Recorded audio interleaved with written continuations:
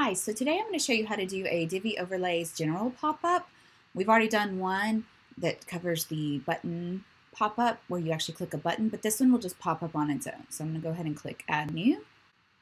Give it a descriptive title, general pop-up 1. I'm going to use the Divi Builder. I'm going to go ahead and insert one code module, and I already have my pop-up form from my newsletter account. And then I'm going to scroll down and let's do, I'm going to use her custom. And we're going to go down to like a 0.7% transparency, display locations, all pages. In this case, maybe we want to have 99 days. This is, so it won't show it again for 99 days.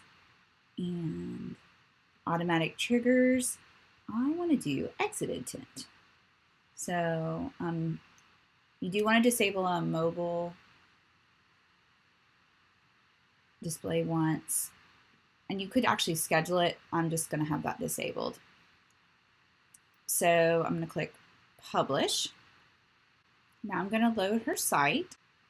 So I've loaded Anne's site, and now when I go to leave, oh, take the first step towards, ooh.